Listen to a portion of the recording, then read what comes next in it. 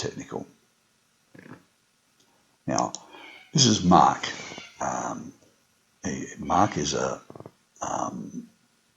oral surgeon. He does a lot of maxillofacial reconstructions. He works out of a fairly major city in Australia. Very successful, and he's quite an innovative mind and has had quite a few patents over the years related to dentistry and other areas as well.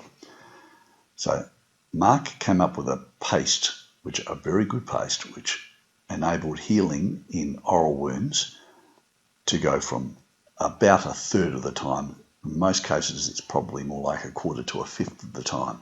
So he's saving quite a bit of time for and pain for the patients, but more importantly, he's able to reduce their visits from every 2 days to every 5 days in the first month or so for post-operation visits. So in reducing their post-op visits, he can fit more surgery in, and therefore he gets a better rotation. He gets a lot more income as a result of that, doing what it is he loves to do, which is oral surgery rather than bedside post-op calls.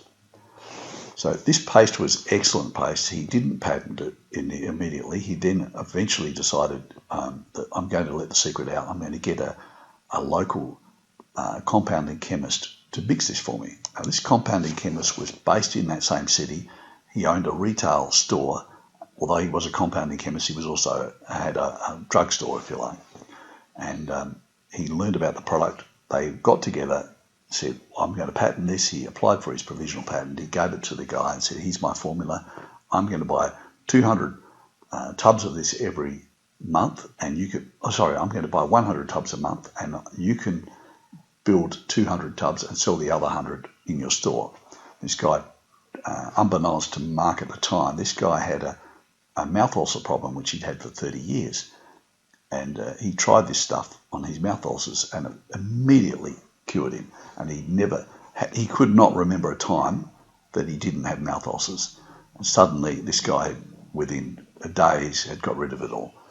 So he was loving this product. It was a completely different market from Mark's, but Mark did not want his competitors to get this product. I can understand that. This product was superior.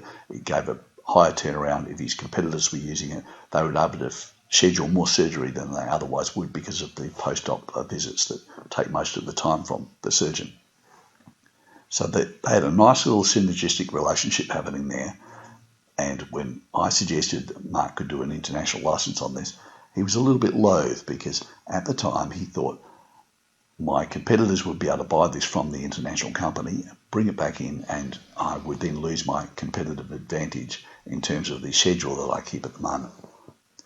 So what we eventually did an arrangement where we would do a license with an international company based in the US for a geographic on demographic license, and we would then sell a sub-license back to Mark in his city. That's all he needed, in his city. No one else could buy the product in his city unless he sold it to them, because he had exclusive rights for that city for all dental applications.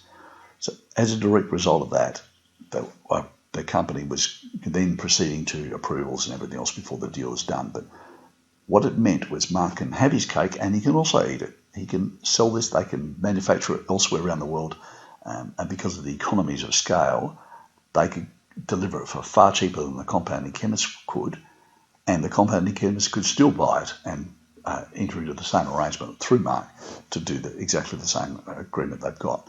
It does not change anything for Mark in this jurisdiction that he was concerned with, which was his city, and other than that, he's now able to earn an income beyond that. So it gives you an idea of just how we can do a geographic on demographic segmentation and a buyback, a local buyback.